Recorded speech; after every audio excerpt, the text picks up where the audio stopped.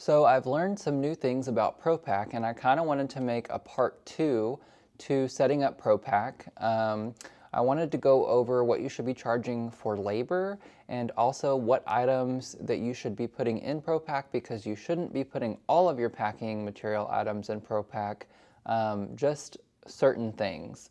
So let's get started. So from the main screen of PostalMate, we want to click on Tools and go to PostalMate Settings.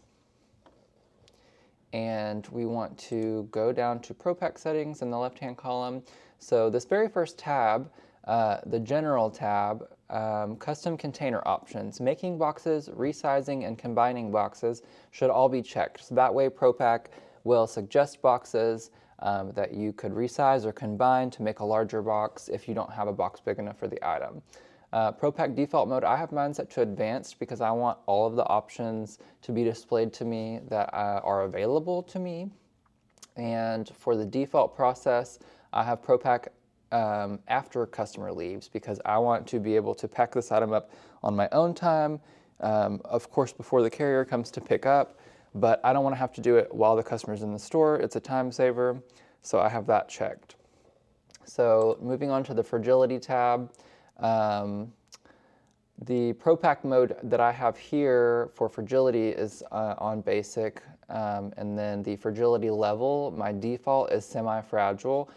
So this is where you can add a additional labor cost to what you're charging for labor per hour, which we'll talk about in the next tab. So I have that set to $2. My default is semi-fragile, and for the complexity level, my default is basic. Additional labor is also $2 for that. And if you go through each one of these, different categories, there's a description that you can read that tells you a little bit more about it to kind of help you make the best choice. So you can adjust the pricing in here, you can adjust the cushioning level in here. All of those things are all customizable as you see fit. So whatever makes the most sense for your location and your store, that's what you would enter in these fields. So the labor tab is what I really want to talk about. It is important. So in this labor tab, you'll see a default labor rate. I have mine set to $35 an hour. So you can adjust this rate, as you go along and you think maybe, I'm doing a lot of work packing up all these packages, so I want to raise my labor rate. I have mine set to 35. I originally had it set to 50, but to me, the labor prices were adding a lot to the actual shipment price, which was driving up my prices, and I wanted to keep it kind of at a lower even rate so that customers didn't complain about the price of the shipment overall. So let's see here, the default assembly times. For a box only, it's 5 minutes, box with fill, 6, box with wrap and fill is 10. So again, you can adjust all of these times if you need to, just based on your best discretion for how long it takes you to do things. I think these are all defaults except for the last one. I shaved off 5 minutes of the last one. But again, it's all customizable, so just put whatever you think in there. And then let's see, so a lot of this stuff in this next box here for the assembly times is for like crating, which I don't offer in my store. But some of it, like the combining boxes and the cutting down boxes, you may want to adjust, and the modify box. That is, obviously going to add an additional cost, but if you're having to make a custom box and you're having to cut maybe 2 or 3 boxes together, you obviously want to add that additional labor on there, so that you are, being paid appropriately for your time, and you're not just charging $0 labor for all of this work that it takes you to package up this guitar that you don't have a box for. And then also you have minimum charges in this tab. So for a regular box, the minimum charge I have is $1. I think all of my boxes cost more than $1. So again, adjust that at your best discretion.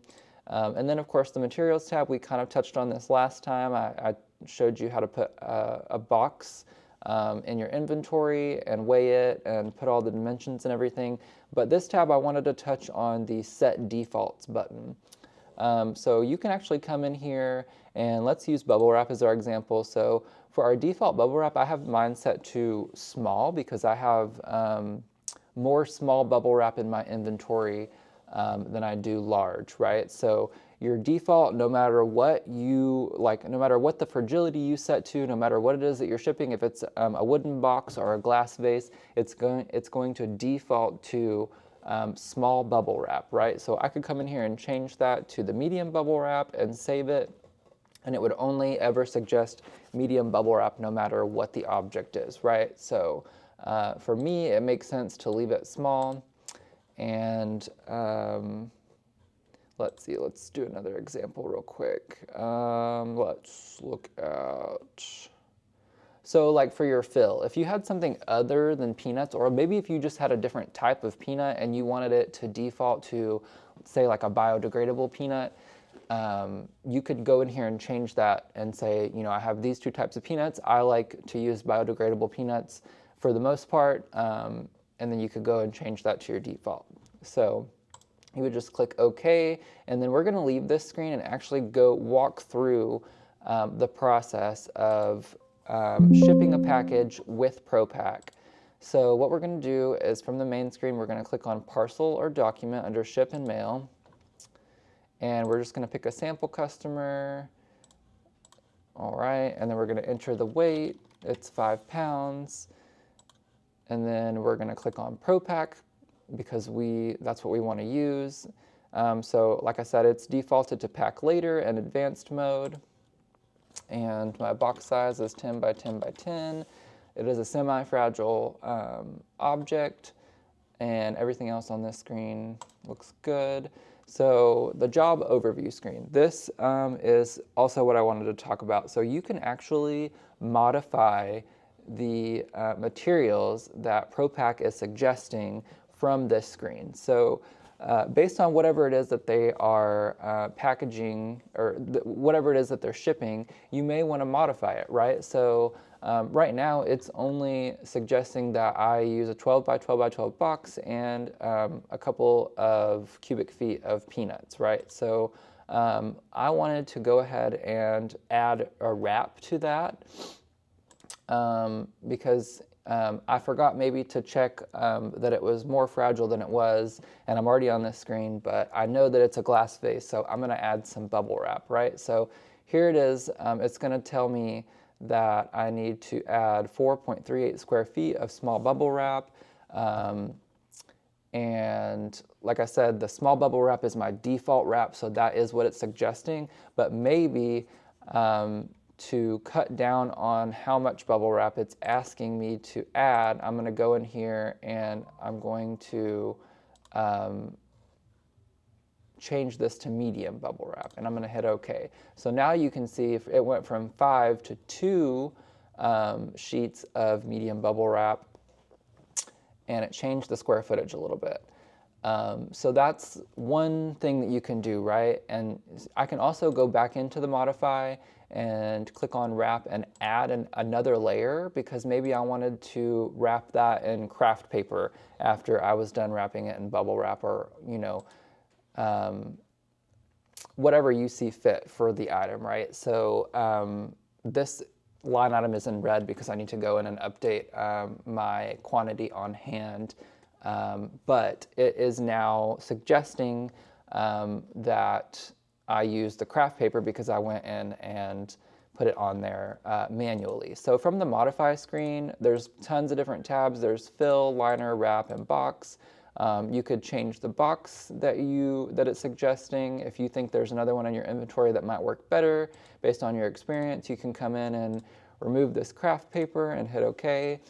So don't think that it's not customizable. You can totally customize any type of material that's in your Pro Pack. The great thing about this is when you're customizing, it's going to add the time to your labor, which is the labor per hour that we talked about, the rate per hour that you have your labor set to. So you can see down here, the time it's going to take me to package this up is 10 minutes, and that is $5.83 worth of labor, and it's $7.96 worth of materials for a total of $13.79. So that is just for the labor and the materials without the cost of shipping. So we're going to hit next. There's no declared value, so we're going to hit next, and we're going to get our rates. And then once the rates load, let's do FedEx Ground. So for FedEx Ground, it's telling us that the total cost with the labor and the materials and the cost of the shipment is going to be $47.72. So it packages it all up nicely for you with the labor and the materials on there. And then that way, like, it helps make you a little bit more money and kind of keep track of your inventory, and it's super customizable. So I just recently learned some of these things, and I wanted to share this just to help other new store owners kind of figure out Pro Pack and set it up correctly, because it does matter, the materials that you're entering into Pro Pack.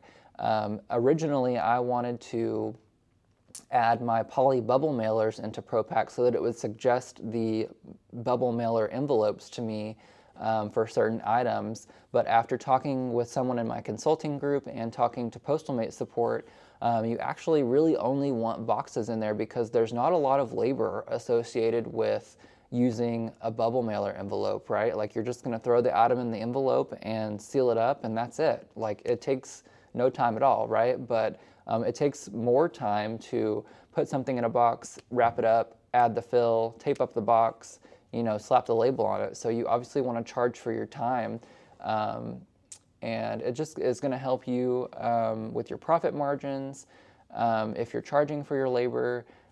So for things like poly bubble mailers, you really just, you don't need them in there, right? You would rather sell a $5 box than you would sell a $1.50 poly bubble mailer. So of course, you don't have to use Pro Pack for everything, right? Like, if somebody has a budget for what they need to ship an item for, you obviously are going to want to charge them a cheaper rate, right? So maybe in some scenarios, that poly bubble mailer that costs $1.50 is best suited to your customer, so that they can leave happy. So just use your best discretion with this stuff, but the main takeaways from this video should be that you should really only put boxes into Pro Pack because there is a labor cost associated with packing up an item in a box. Your poly bubble mailers shouldn't go in there. There's no labor on those. And it's customizable, right? So you don't have to just use the suggested items that Pro Pack is suggesting. You can add to, take away from, all different kinds of stuff, as long as you have all of your inventory in Pro Pack. You can customize it as much as you want or as little as you want. So I hope this video was helpful. These are just some new things that I've learned, and I wanted to share them with you because there's not a lot of information out there on Pro Pack. If you have any questions, please leave them in the comments. If you have any recommendations for me on how I should be setting up my Pro Pack, please leave it in the comments. And with that, I'll end the video. Thank you, and have a good day.